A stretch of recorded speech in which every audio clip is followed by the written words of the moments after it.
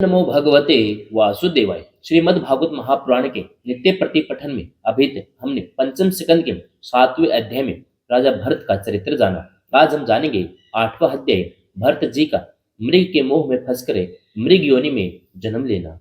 जय श्री कृष्ण।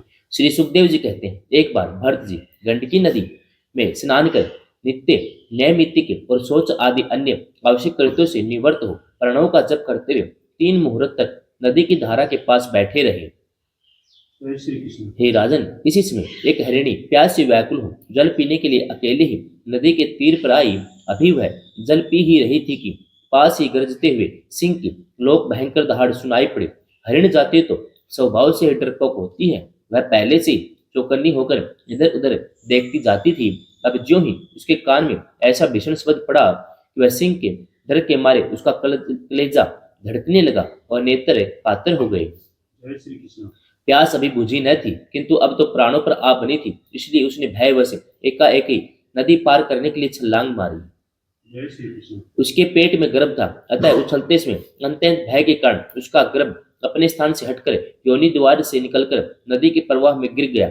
वह कृष्ण मृग पत्नी अकस्मात गर्भ के गिर जाने से लंबी छलांग मारने और सिंह से डरी होने के कारण बहुत पीड़ित हो गई थी। वह अपने झुंड से भी उसका बिछो हो गया था, इसलिए वह किसी गुफा में जा पड़ी और वही मर गई। जय श्री कृष्ण। राजा भरत ने देखा कि बेचारा हिरण का बच्चा अपने बंधुओं से बिछुड़ नदी के प्रवाह में बह रहा है। उसे उस पर बड़ी दया आई और आत्मीय के समान उस मातृहीन बच्चे को अपने आश्रम पर ले आए।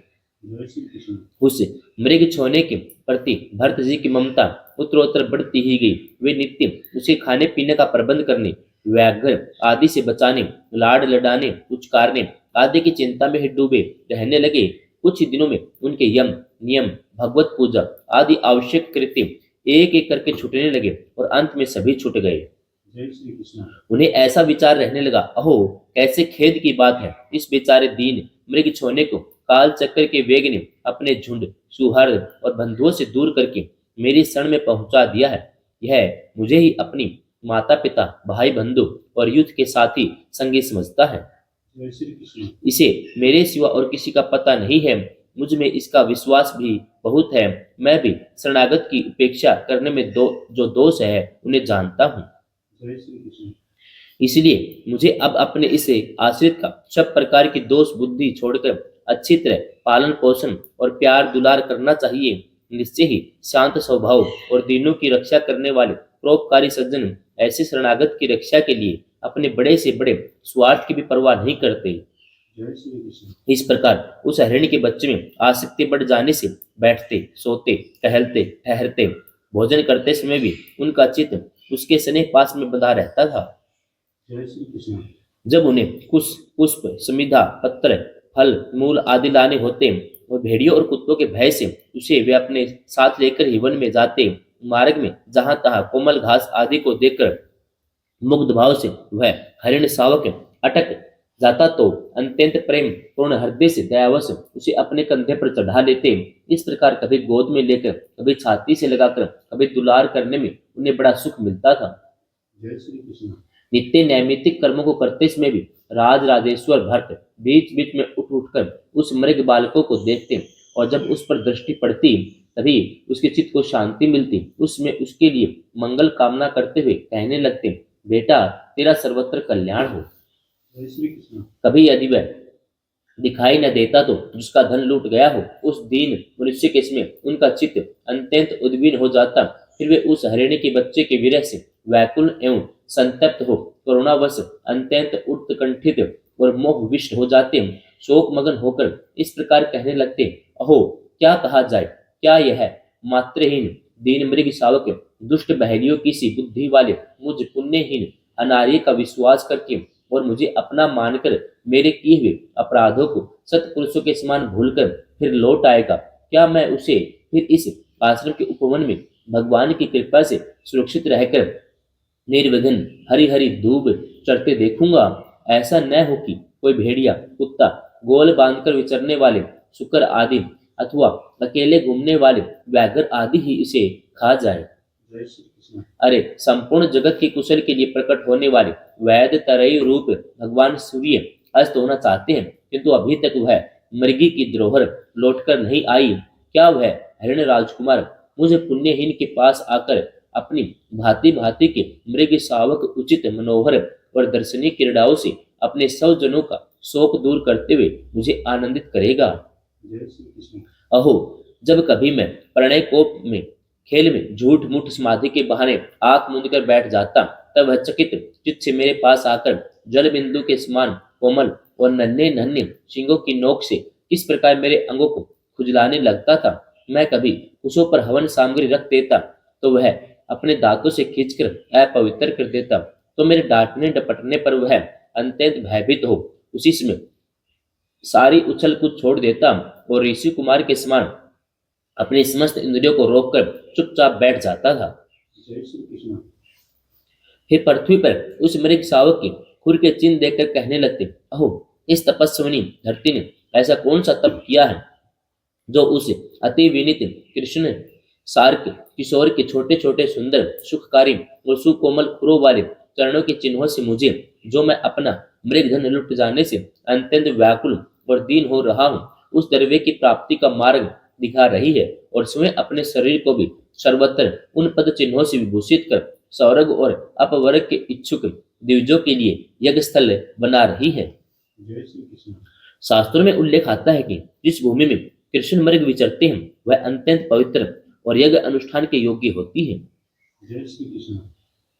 चंद्रमा में मृग का सा श्याम चिन्ह देखकर उसे अपना ही मृग मानकर कहने लगते, अहो, जिसकी माता सिंह के भय से मर गई थी, आज वही मृग शिशु अपने आश्रम से बिछुड़ गया है। अतः उसे अनाथ देखकर क्या ये दीन वत्सल भगवान नक्षत्र नाथ दयावश उसकी रक्षा कर रहे हैं? जय श्री कृष्ण। फिर उसके शीतल किरणों से आच्छादित होकर कहने लगते, अथवा अपने पुत्र के वियोग रूप दावानल की विषम ज्वाला से हार्दिक दग्ध हो जाने के कारण मैंने एक मृग बालक का सहारा लिया था, अब उसके चले जाने से फिर मेरा हृदय जलने लगा है, इसलिए ये अपनी शीतल शांत स्नेहपूर्ण वदन सलील रूपा अमृतमय किरणों से मुझे शांत कर रहे हैं। जय श्री कृष्ण। राजन, इस प्रकार जिनका पूरा होना सर्वथा असंभव था, उन विविध मनोरथों से भरत का चित्त व्याकुल रहने लगा। अपने मृग शावक के रूप में प्रतीत होने वाले प्रारब्ध कर्म के कारण तपस्वी भरत जी भगवत आराधन रूप कर्म और योग अनुष्ठान से च्युत हो गए, नहीं तो जिन्होंने मोक्ष मार्ग में साक्षात विघ्न रूप समझकर अपने ही हृदय से उत्पन्न दुस्तेज पुत्र आदि को भी त्याग दिया था, उन्हीं की अन्य जातीय हरिण शिशु में ऐसी आसक्ति कैसे हो सकती थी? जय श्री कृष्ण। इस प्रकार राज ऋषि भरत विघ्नों के वशीभूत होकर योग साधना से भ्रष्ट हो गए। उसे मृग छोड़ने के पालन पोषण और लाड प्यार में ही लगे रहे, आत्म स्वरूप को भूल गए। इसी समय जिसका टलना अत्यंत कठिन है, वह प्रबल वेगशाली क्राल काल चूहे के बिल में जैसे सर्प घुस आए, उसी प्रकार उनके सिर पर चढ़ आया। जय श्री कृष्ण। उसमें वह हरिण शावक उनके पास बैठा पुत्र के समान शोकातुर हो रहा था। वे उसे उस स्थिति में देख रहे थे, उनका चित्त उसी में लग रहा था। इस प्रकार की आसक्ति में ही मृग के साथ उनका शरीर भी छूट गया।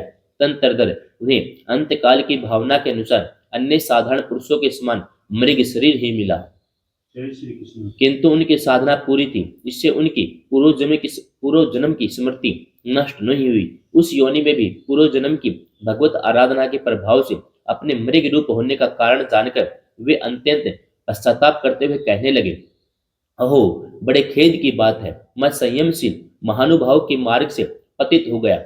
मैंने तो धैर्य पूर्वक सब प्रकार की आसक्ति छोड़कर एकांत और पवित्र वन का आश्रय लिया था। जय श्री कृष्ण। वहां रहकर जिस चित्त को मैंने सर्वभूतात्मा श्री वासुदेव में निरंतर उन्हीं के गुणों का श्रवण मनन संकीर्तन करके तथा प्रत्येक पल को उन्हीं की आराधना और श्रवण आदि से सफल करके स्थिर भाव से पूर्णतया लगा दिया था, मुझ अज्ञानी का वही मन अकस्मात एक नन्हे से हरिण शिशु के पीछे अपने लक्ष्य से च्युत हो गया। जय श्री कृष्ण। इस प्रकार मृग बने हुए राज ऋषि भरत के हृदय में जो वैराग्य भावना जागृत हुई, उसे छिपाए रखकर उन्होंने अपनी माता मृगी को त्याग दिया और अपनी जन्मभूमि पालंजर पर्वत से वे फिर शांत भाव मुनियों के प्रिय उस सालग्राम तीर्थ में, जो भगवान का क्षेत्र है, पुलस्त्य और पुलह ऋषि के आश्रम में चले। जय श्री कृष्ण। वहां रहकर भी काल की ही प्रतीक्षा करने लगे। आसक्ति से उन्हें बड़ा भय लगने लगा था। बस अकेले रहकर वे सूखे पत्ते, घास और झाड़ियों द्वारा निर्वाह करते मर्ग यौवन की प्राप्ति कराने वाले प्रारब्ध के क्षय की बाट देखते रहे। अंत में उन्होंने अपने शरीर का आधा भाग गंडकी नदी में डुबाए रखकर उस मृग शरीर को छोड़ दिया। जय श्री कृष्ण। 8वां अध्याय समाप्त। जय श्री कृष्ण।